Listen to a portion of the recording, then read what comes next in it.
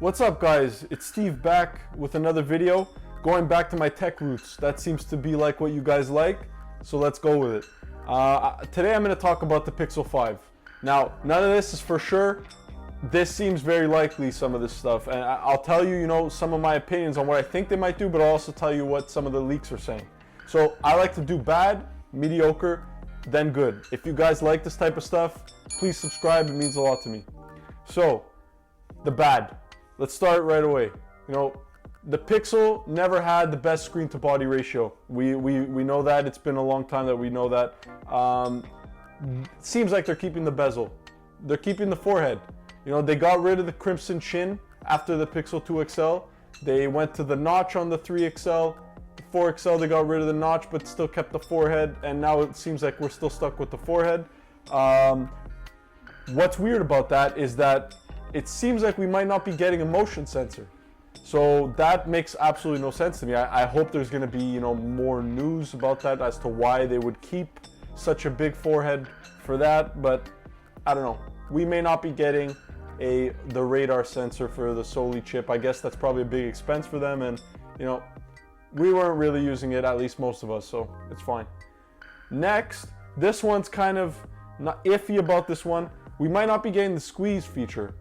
That kind of bums me out if that's true. I don't think this one's true. I have a hard time believing it. They've had it for a while now.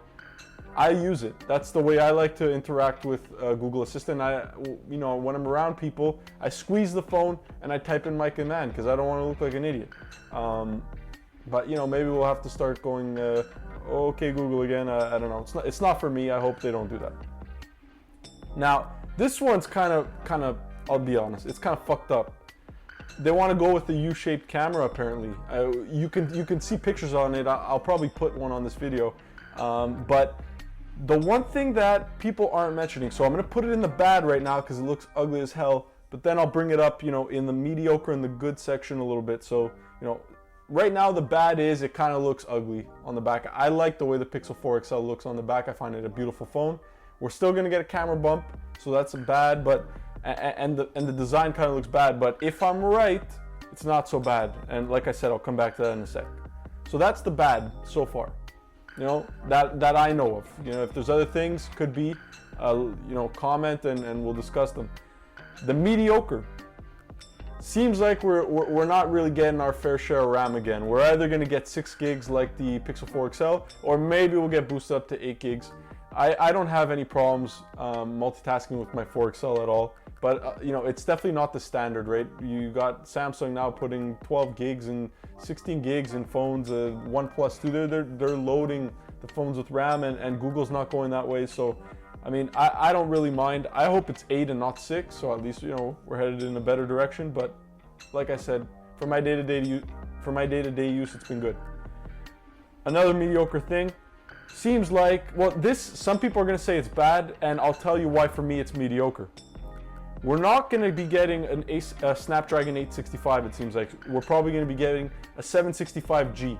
So you're like, what the hell? That's not a flagship. One, it's not going to be the newest chip, right? Two, it's not even a flagship chip. But the G stands for gaming. It's kind of the gaming chip. It's not going to be as powerful as an 865. We know that. But what's kind of mediocre about it is we're losing some power, but we're gaining some battery life. So a lot of people were complaining about battery life. You could say what you want. I have a buddy who has a 3 XL. I use his phone all the time. Runs super fast. Now it's not pushing around a higher refresh rate like the Pixel 4 XL, but even my Pixel 2 XL runs super fast. So I don't know. I don't think computing is really an issue. The processor speeds haven't seemed to be an issue, at least in my use. If I'm wrong, I don't know what you guys do with your phone, then that's going to suck for you. But I'll enjoy the better battery life. Now, that mediocre point, the fact that we're getting a 765G actually puts me up to the good section. So we're going to be getting better battery life, like I just said, because of that G. I'll put that as a good because for me that's good. Second, we could be getting a 5G device. I don't know if Apple's phone this year is going to be 5G. I would assume so, but I'm not sure. Google seems like we're getting a 5G device, and that's pretty sweet. Also, what's good is I think the price will either stay the same or come down and not continue to rise, because you know they're giving up some things. They did put out some surveys to their customers, and it seems like people want the price to come down, and they don't mind paying a little less for removing some of the things that weren't essential. So that's good. Now, like I said, I was going to come back to the camera. It's time. So, might be ugly. I'll start with the good of what comes out of it being ugly. We're getting a triple camera setup, and they got completely demolished for this last time. Everyone wanted an ultra wide lens. Seems like we're getting an ultra wide lens. So that's all we wanted, right? We wanted to be able to zoom in and zoom out with the great camera, with the great G cam that Google gives us. So now we can do that, you know? So I think what they really did this time is maybe they didn't make huge leaps forward, but at least, you know, they're listening to people and they're saying, okay, look, we'll try to give them an affordable package with the best of what Google can give you. They could have, you know, anyone could just make the phone more and more expensive and just jam stuff into it. They're listening to the customer, it seems like. So say what you want. We'll see what the package looks like when it comes out, but it seems like it's a consumer-friendly decision. Now, the last thing I wanted to mention, and it is still about the camera, I find the design ugly on the back. I don't know why they did it. I don't feel like they needed to go with that shape for that camera module. Like, everyone has 3 camera modules now, you know, like, and they could have kept it in the square, and people like the design. Why would you change it? This is what I think. I think that it might be a flip over camera. So the reason why many people won't believe this, and I kind of don't believe it sometimes, is because why the hell would they keep that huge forehead? I don't know the answer to that question, so this probably means I'm wrong, which is why I kept it till the end. If you're still around, just my opinion. I really don't want to believe that they would make a freaking camera module on the back that's that ugly. I don't think they would do that. I hope I'm right.